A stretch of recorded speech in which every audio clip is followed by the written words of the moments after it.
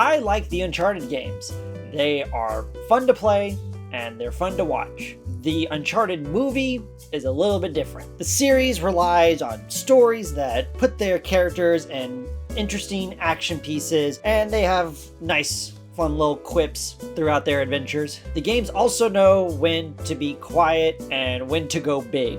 It's a lot of fun, especially if you're into the story. Uncharted is one of the really big modern franchises that really emphasizes on cinematic storytelling and visuals. It's gotten to the point where fans will say even Uncharted 4 feels more like a movie than a video game. Fans, including me, enjoy the games and are curious to see how a story like this could evolve and look on a big screen. And it seems like it can't be super challenging to try to adapt this because the games focus and rely so much on storytelling and visual narrative. Well, guess what? Apparently making this movie was really hard. This movie was in production hell for pretty much over a decade.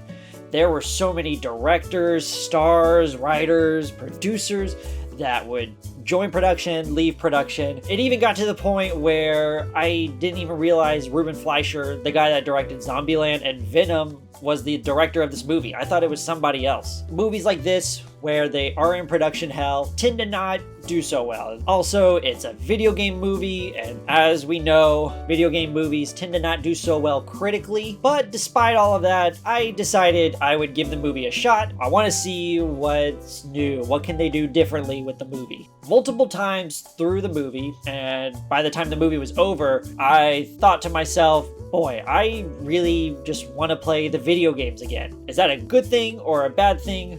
That's up to you to decide. One of the nice parts about this movie is that the pacing is solid and consistent. The story never drags, it never feels dull. I was never really bored out of my mind watching it. And that pacing complements the action sequences. The action pieces aren't anything that's mind-blowing or exciting, but it's not poorly edited or anything like that. It's easy to follow along, and our characters are in different set pieces and sequences, scenarios. We see what the dilemmas are and the conflicts are in these fights. So it definitely feels like they're saying, all right, we have to have this action scene, we have to have this action scene, we have to have this action scene. But at least they all feel different. They don't feel like they're the same type of action scene. I remember towards the end of the plane action sequence, they attempt to do this like one shot. I'm sure they worked hard on it, but it's not as impressive as they were hoping.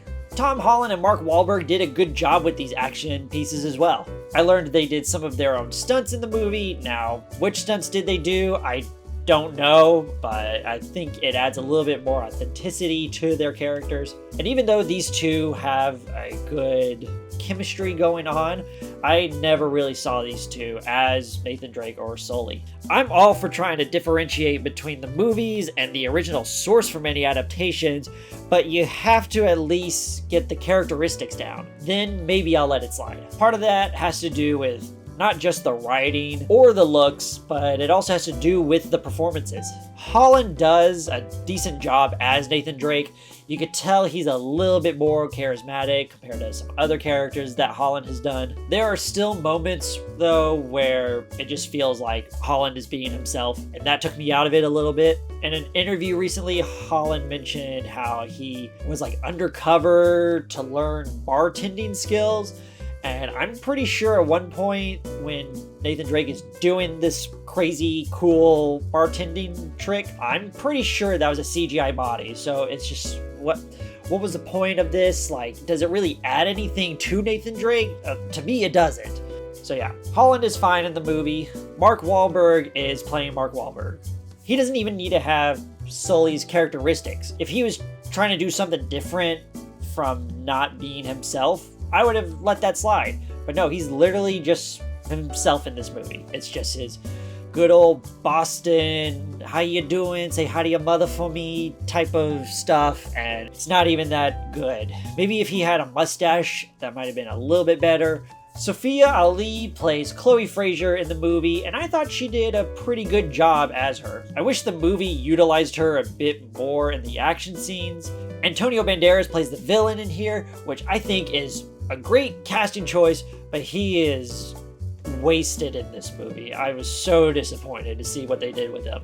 Because these characters don't have a lot of depth going on with them, and their stardom power shines through their performances, I had a hard time seeing the actual video game characters. And because the movie can't really capture these characters so well, it just ends up feeling like a little generic action flick. I just wish there was a bit more contrast between these characters. Even though the movie is taking inspiration from the games, I'm kind of glad they actually didn't do just a remake of a game. They're changing the origin up a little bit, and they're doing their own original story, and I like that. It's nice to just see Nathan Drake and a new adventure. I just wish it was somebody else.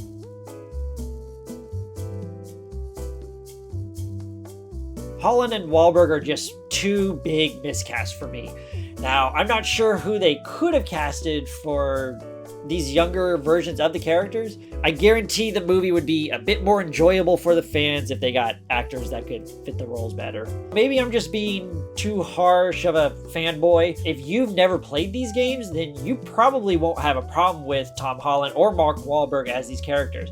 It can be a nice breakaway from the games. And I'm also sure maybe if they make a sequel, I'll get used to them a little bit more. The movie did make a decent amount of money opening weekend. I wouldn't be shocked if we hear a sequel eventually. I don't think this is a bad movie, but I also don't think there's really anything going on in this movie that's worth checking out in theaters. The pacing is solid, the action is competent, even though it might feel a little lackluster at times, but the dilemmas are interesting and it doesn't really feel repetitive. The adventure aspect doesn't go as deep as I'd like it to, but they do a fine job on getting the tone right for that at least. If you're looking for an introduction to Uncharted, I would recommend to skip out on this, watch gameplay or watch like a cutscene movie from any of the games, because all of those are better than this movie. Heck, there is a fan film that has Nathan Fillion as Nathan Drake. The entire 15 minutes of that short is better than this movie. I'm not kidding. The writing fits the tone of the games, the action is really fun to watch and obviously pays homage to the games, the performances are great, the casting is spot on, it is really cool to watch. So yeah, I guess I'm going to leave it at that. It's just a fine movie. So I'm going to give it right now a 2.5 out of 5. Okay, well cool. Thank you so much for watching this. Have you seen the Uncharted movie? If you have, let me know what you think about it. Do you have a favorite Uncharted game? Do you have a favorite character? Thank you so much for watching. If you made it this far, please like, comment, subscribe, share, do whatever you want. Make sure you exercise every day. Make sure you drink your milk. Make sure you have a great day.